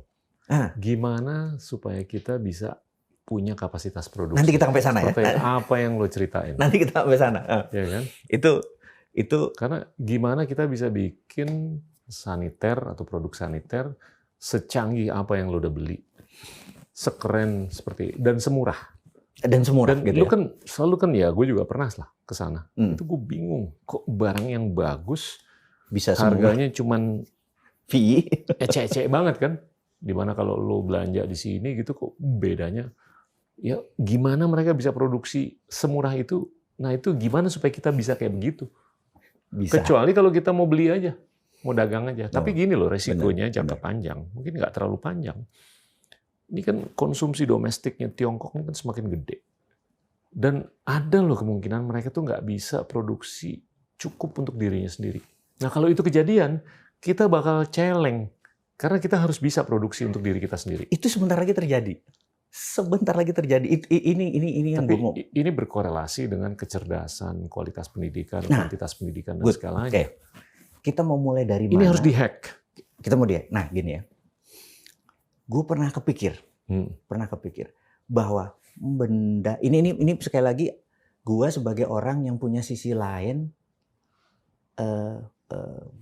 bermain di api dan mineral, ini punya sisi lain. Gue pernah berpikir bahwa kalau kita ini physical ya, biological hacking yang kita mau intelijen kita mau naik tuh. Ini kan kalau teknologi untuk maju memerlukan mineral mutu tinggi dan benda baru. Dan manusia itu perlu mineral tinggi. Pernah lagi kepikir nih bahwa pada saat manusia itu jinnya kita ubah, maka eating habit masuknya pun itu bergeser jauh ini udah dilakukan di laboratorium. Nah, gitu ya. Gimana lo bisa mengedit kode genetika lo supaya lo makannya lebih sehat, lo lebih tinggi, lo lebih pinter, lo lebih atletis dan segalanya. Itu di beberapa negara maju sudah dilakukan dan bukan eksperimental, tapi udah aktual. Gini, gue tahu ada 1-2 orang Indonesia yang di level itu. Kalau negara invest di orang ini pendapat gue pribadi. Kita buat apa ya? Kita kan sekarang punya mobil nasional, benar nggak? Nasional kita buat mobil nasional. Kita ada apa lagi proyek nasional sih? Kenapa nggak kita buat daripada kita buat baterai? Ini bukan gue ngeledekin orang-orang tertentu itu lagi ya. Tapi tunggu dulu, ngomong mengenai baterai ya. Lu tahu nggak konsumsi energi dunia per hari itu hanya 1/8.000 dari energi tenaga surya yang datang ke bumi setiap hari. 1/8.000. 1/8.000. Jadinya sinar matahari yang datang mendarat di laut, di gunung, di daratan dan segalanya itu 8.000 kali dibandingkan apa yang kita konsumsi per hari. Apa kita jadinya produce? It's a waste. Nah, ini nggak diserap, nggak diberdayakan semaksimal apa yang semestinya kan. Tapi alhamdulillah teknologi sudah sangat jauh lebih signifikan, sangat jauh lebih maju dibandingkan 5-10 tahun yang lalu, sehingga efisiensi produksi energi menggunakan tenaga surya itu sudah terbukti.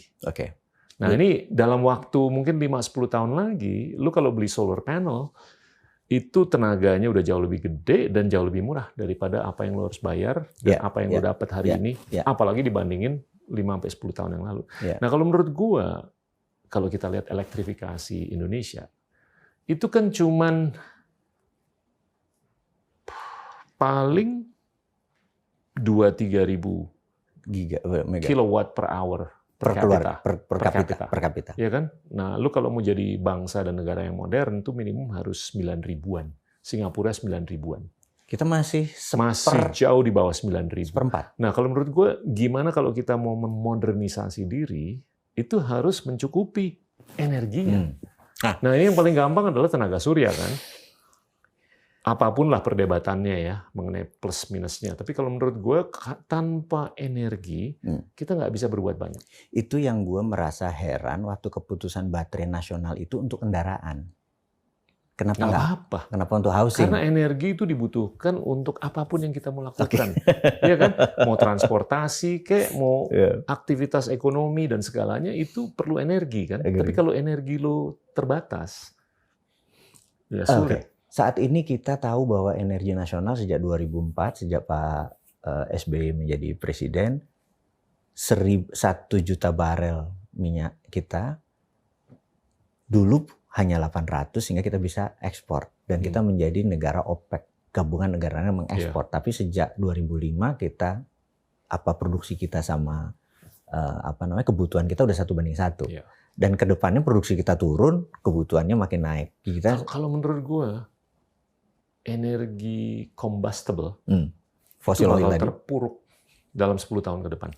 Ini yang gue mau masuk. Gue berani memprediksi bahwasanya, nggak usah sebut nama perusahaan lah, tapi perusahaan-perusahaan emisi karbon yang terbesar di dunia sekarang batubara lah kita sebut, bakal nyungsep dan itu bakal diganti dengan perusahaan-perusahaan yang lebih piawai dalam energi terbarukan. Nah, ini kita bicara how nih. How ini ada dua, how software sama how hardware. Iya. Brother mau ngomong yang mana nih? Apa aja. Kalau hardware kan gimana supaya lu taruh sesuatu di otak lo, elektrifikasi neuron lo lebih keren, tiba-tiba lo ditanya, si itu lahirnya kapan? Lu bisa jawab. 2013 kali 4017 berapa? Lu bisa jawab. Karena lu nggak usah ngelihat handphone lo lagi. Sekarang ini udah instan. Iya kan? Nah itu intelligence artificial. Nah, sekarang itu bisa dipadu dengan biological intelligence, dengan penyempurnaan. Gimana kode-kode genetik lo itu bisa disempurnakan. Nah, sekarang gimana kalau lu bilang kan Indonesia bisa jadi nomor 1. Oke, dari sisi sumber daya alam kita human keren. resource kita. Exactly. Lu kalau sumber daya alamnya udah keren, tapi sumber daya manusianya nggak sekeren apa yang kita butuh. Ya ini yang harus dipompa kalau menurut gua. Gua ngelihat saat ini yang gua katakan barusan adalah dari hardware-nya. Bahwa kita yang menjadi no question. Kita agree gitu. Kita merasa adalah sistem kita lemah, software kita lemah. Software udah membaik, tapi ini harus dilakukan akselerasi kalau menurut gua. Ini mungkin gua mau nanya dulu. Saat ini pemerintah perannya di mana? Banyak lah. Kalau menurut gue, lo bisa berperan, kita semua bisa berperan untuk menyuarakan bahwa ini penting. Ini penting. Revolusi mental 6 tahun berjalan harusnya memproduksi manusia unggul kan? Udah, tapi gini loh, kalau lo mau melakukan penyempurnaan pemberdayaan artificial intelligence, biological intelligence, itu perlu fulus kan? Bukan ide aja. Ide itu bisa diaktualisasikan kalau ada fulus. Dan fulusnya ini yang harus disediakan. Dan visi sih udah ada, tinggal fulus. Oke, balik ke ya gimana supaya lo bisa berdayain anak-anak muda yang ngerti mengenai genetics, genomics. Gimana lo bisa memberdayakan anak-anak yang ngerti mengenai artificial intelligence supaya mereka semua bisa keroyokin ide-ide atau aktualisasi ide supaya tiba-tiba kita nih lebih sehat, lebih cerdas, dan lebih apapun lah supaya bisa mengeksekusi what-nya.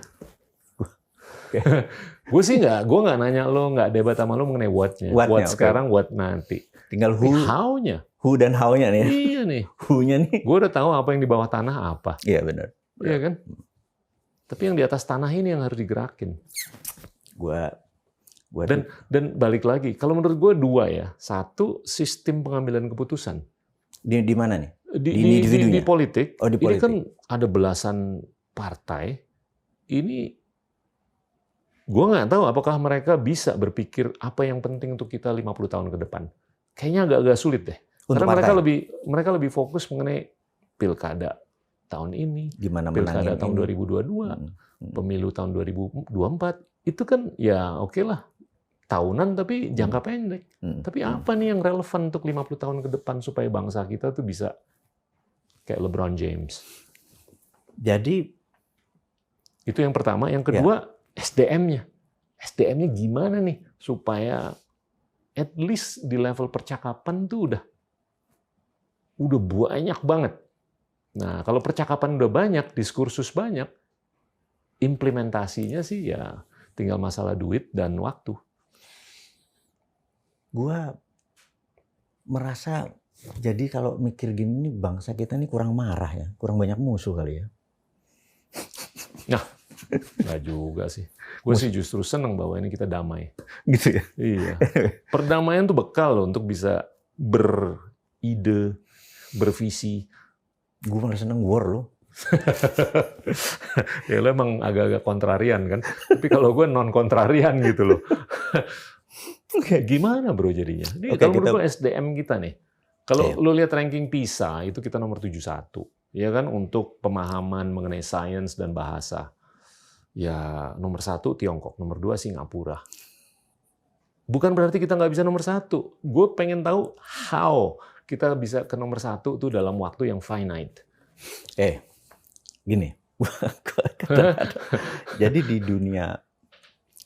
dunia fisiologi kali ya, fisik ya. Otak manusia, siapapun dia, beratnya, volume otaknya sama. Iya, 5 kilo.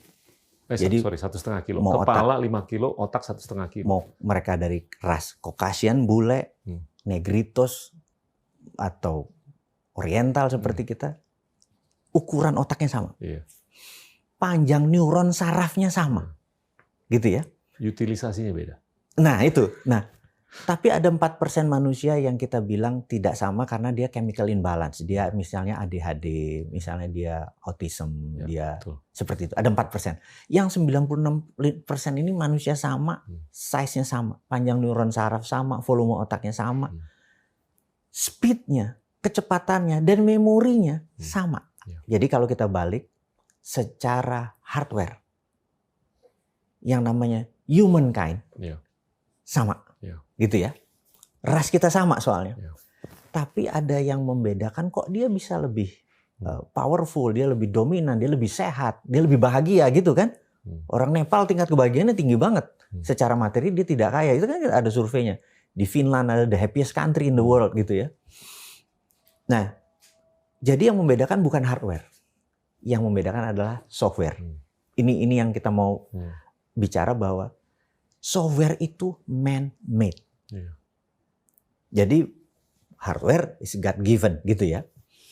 Nah, kita bicara ke software. Cara memprogram diri sendiri, itu menentukan langkah kita ke depan.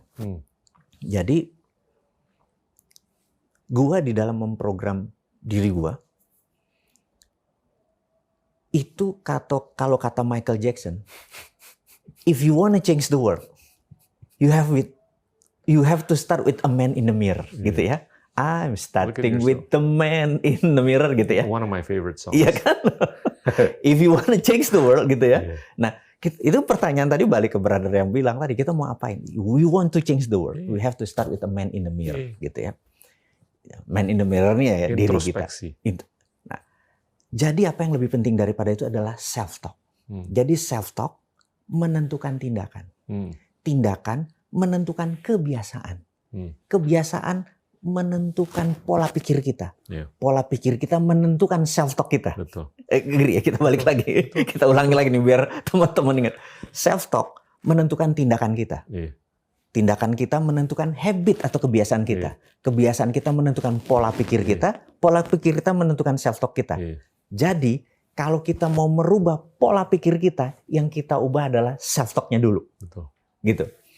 Jadi self talk adalah kita bisa, kita mampu, ini mudah, ini sekarang, ini segala macam, kita lakukan itu. Itu akan merubah kita punya habit gitu ya. Nah, I'm try to make everyone ngomong baik sama dirinya. Jadi energi yang keluar itu kekal. Jadi gini, ini kalau ini bumi, di sini ada seorang Wowi, tiap hari memberikan kata pemerintah payah, Tuhan jahat, hidup negara korup segala macam, itu yang balik ke gua, balik ke kita, hidup gua belangsak. Iya. Tapi kalau Tuhan baik, semua mudah, pemerintah kompak, ini kita betulin self talk-nya kita. Betul. Positivitas. Positif itu dulu. Kita harus mengradiasikan energi positif. Jadi mungkin gua bukan berusaha membuat change the world.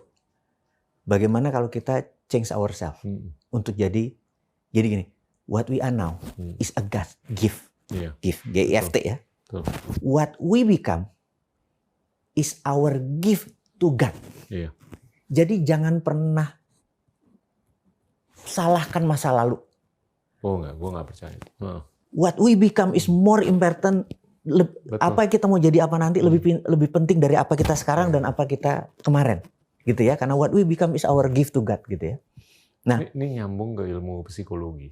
Yes. Kalau di psikologi kan ada dua bapak kan. Yang pertama Sigmund Freud. Dia tuh menjelaskan perilaku kita hari ini dikarenakan apa yang terjadi di masa lalu. Okay. Tapi yang satu lagi bapaknya namanya Adler, Francis Adler. Apa yang lo lakukan hari ini tergantung apa yang lo inginkan di masa depan. Agree. Gue lebih suka Adler daripada Freud. Ini nyambung nih ke teori lo. Gue lebih suka yang tadi. Positive thinking kan. Taruh lagi ke depan kita taruh. Kalau Karena ngeliat ke belakang tuh lebih beralasan dibanding bersolusi. ini excuse. Ya gue begini karena ini sih, gitu ya, gitu. Jadi bahkan gue sekarang bisa berani ngerubah bahwa kenapa gue terlahir di keluarga itu. Kan ini blame akhirnya kan. Oke. Udah forget masa lalu karena sebejat-bejatnya orang, seberdosa-dosanya manusia, masa depan masih suci gitu kan. Betul. Ya kita ngomong depan aja deh gitu. Betul. Nah, karena itu gue terlihat seperti orang halu. Gue terlihat seperti seorang pemimpi. Karena gue taruh di depan semua. Itu yang gue harap adalah ini bisa. Jadi gini, gue taruh di depan bahwa Indonesia punya mineral. Gue taruh di depan bahwa Indonesia mengontrol geostrategi yang sangat bagus. Taruh di depan semua barang ini bagus. Yang gue harap adalah dari kita ini adalah, perlunya apa? Change yourself. Change yourself gitu ya. Untuk sepadan, untuk memantaskan menerima itu. Jadi mulai sekarang, gimana kalau kita sepakat di media sosial mungkin perlu dikontrol kayak zaman dulu.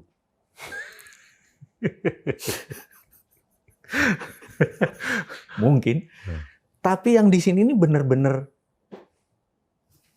lihatnya future tadi. Karena saat ini komunikasi massa, komunikasi massanya, pemerintah payahnya setengah mati. Ini gue harus kritik keras. Mereka nggak salah, cuman komunikasinya yang salah.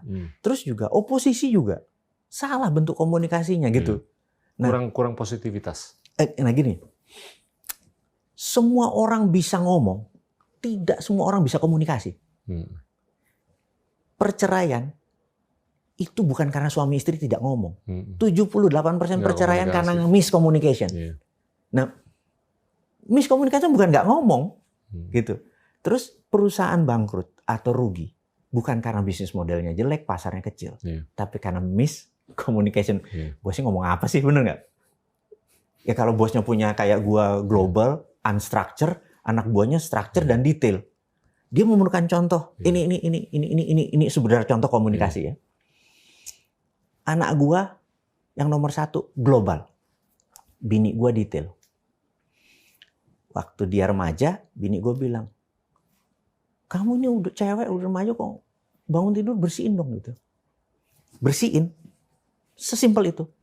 Anak gua nggak pernah ngerjain gitu. Bini gue marah. Ini udah dikasih tahu, terus dia bilang, ayah coba itu si mbak dia ini.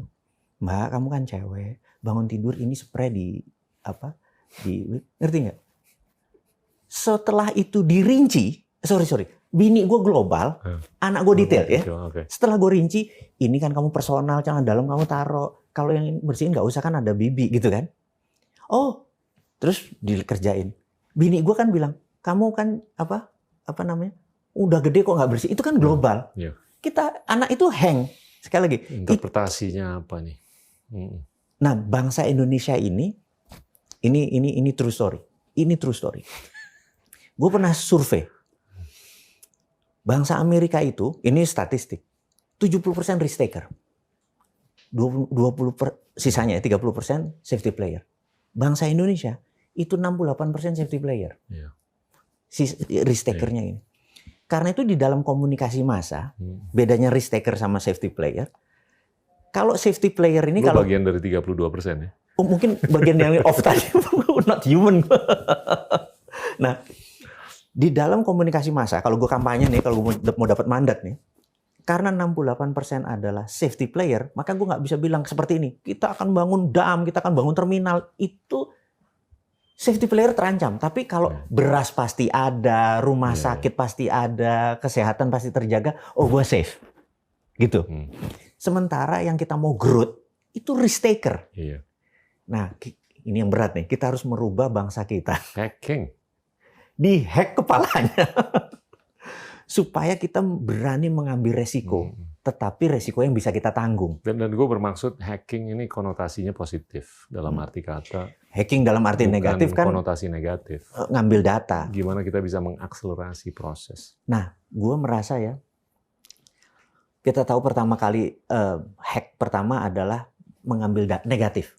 Mengambil data negatif. Nah, bisnis hack organisasi gue ini, kita tidak mengambil data, tidak nyolong data. Kita tidak nyolong data, tapi kita memanfaatkan potensi. Jadi contohnya kan ada 5 juta follower kita di sosial media, belum tentu semua suka kita juga gitu. Terus ada 1 juta viewer, jadi YouTube sekitar 500-400 ribuan per hari, Facebook sama IG total 1 juta 1,1. Jadi kalau kita TV nasional kita ratingnya 1 gitu ya, sama lah dengan Net TV gitu. Nah sementara ongkosnya sebuah TV swasta sendiri agak triliunan gitu ya, kita cuman segitulah sebulan gitu. Nah, kita suka naruh iklan, brother. Naruh iklan. Jadi ada iklan di Naran, iklan Sananta, iklan buku segala macam tiap 3 detik sampai 5 detik. Jadi ada squeeze frame, ada yang ada running text, ada yang banner gitu ya. Itu ternyata bisa angkanya 8 sampai 10 miliar sebulan. Gitu. Itu yang kita menganggap itu nge-hack sebenarnya. Gitu. Karena kenapa dihack? Karena itu repetition. Itu kalau di-repeat orang-orang penasaran nih buku apa sih ini gitu ya. Dibeli walaupun dibeli judulnya dibuang gitu. Tapi itu membuat repetition. Nah, balik lagi ke negara. Negara yang melakukan hacking pertama adalah China. Gue mau cerita mungkin di end of the game kita hari ini. Iya, ini udah lama nih kita ngobrol, seru banget. Gue merasa China, kita gini, kita tiru Cina, bukan ikuti Cina. Bedanya, niru sama ngikuti. Apalagi ngikuti maunya Cina. Kalau ngikuti maunya Cina itu seakan-akan GBHN kita ikut GBHN dia gitu kan. Gitu. Tiru Cina ini pertama kan Cina itu adalah imitating country. Pragmatis sekali mereka. Gue nih kalau dapat mandat apa yang gue lakukan? Lo ngopi Louis Vuitton, Hermes segala macam, I don't care. Gue pura-pura nggak tahu. Oh iya, nanti ditangkap satu, pura-pura nanti bebasin lagi gitu. Karena rumus ala bisa karena biasa itu penting. Jadi begitu dia imitating, baru dia mulai improving.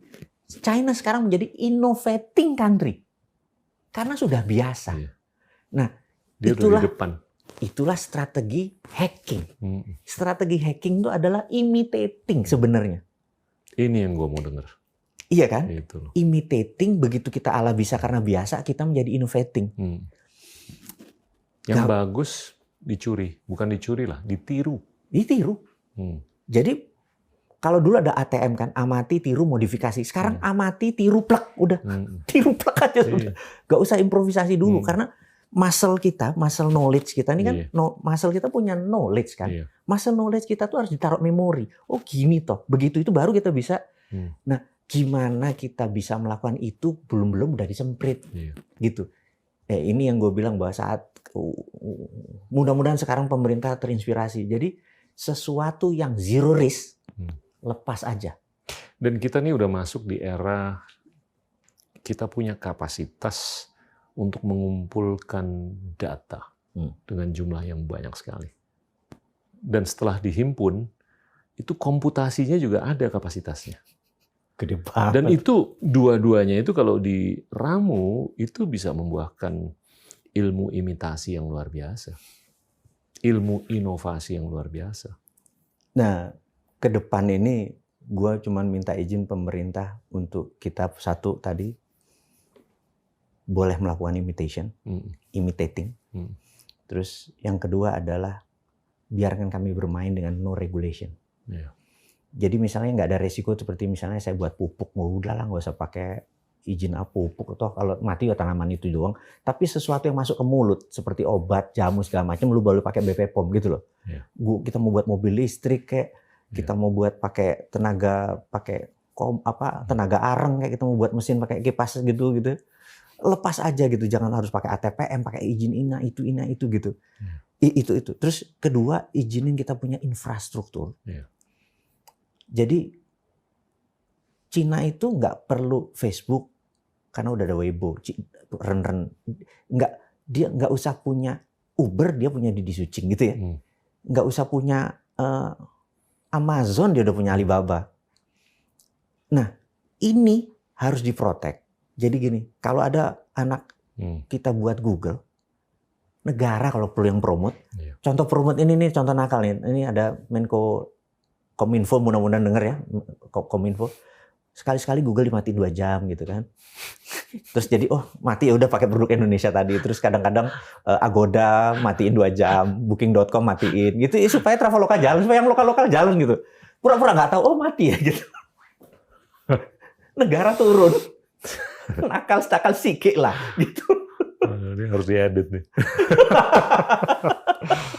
Aduh. Anyway. Otak kita kan konslet gitu. Bro, ini udah panjang nih. Ya. Ada kata-kata penutup?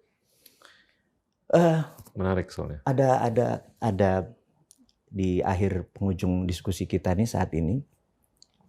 Gue ada masalah dengan anak-anak milenial dan generasi Z, urusan membaca. Bahkan sejarah dan literatur lokal juga tidak dibaca.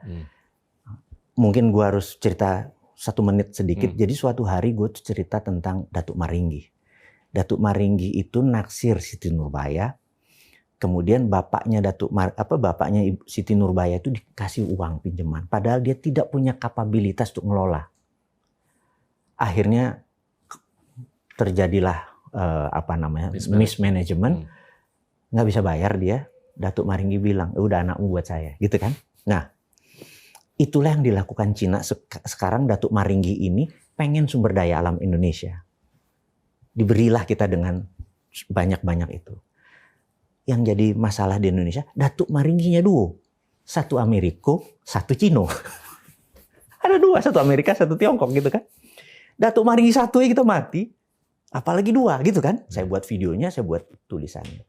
Anak-anak nanya, Datuk Maringgi itu apa? Mati gua. Siti Nurbaya ini cerita apa? Jadi waktu kita menggunakan sanepo, menggunakan kiasan itu, mereka tidak paham. Waduh, patriotisme kita muncul langsung. Berarti anak-anak ini nggak pernah baca. Gimana mau baca?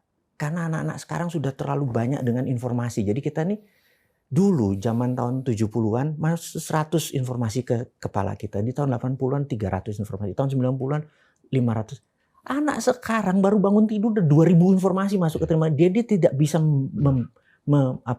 Membedakan antara fiksi dan fakta. Nggak bisa. Delusi dan Nah, fakta. jadi mungkin gue akan setelah, kan kalau di video gue ada Indonesia Menang sebelah kanan, gue akan buat satu YouTube channel lagi yang anak Indonesia Menang. Amin. Jadi gue akan dongengin itu cerita-cerita Siti Nurbaya, Ande-Ande Lumut, Joko Tarub. Tapi sekali lagi, gue mau lakukan apa yang Jepang lakukan dan Belanda lakukan. Jepang itu nggak ada pelajaran sejarah di Jepang yang dia bilang dia pernah ekspansi. Di Belanda itu nggak ada pernah bilang dia pernah menjajah Indonesia. Jadi cerita Malin Kundang berakhirnya bukan tragis. Malin Kundangnya tobat, diampuni sama ibunya, itu cuma contoh doang batu. Gue mau ubah sejarah demi anak-anak Indonesia Menang, gitu. Jadi nanti saya minta teman-teman semua, kalau Anda nggak bisa baca, saya dongengin. Jadi, atau Anda baca, gitu kan? Gitu kira-kira. Budaya baca itu penting. Oke, bro. Keren. Cukup gila kan? Thank you. Aku yang terima kasih udah diundang kedua kalinya. Mudah-mudahan jangan bosan-bosan. Teman-teman juga di Endgame, mudah-mudahan it's not the end of everything. Enggak. Oke. Teman-teman, itulah Wowi, teman kita. Terima kasih.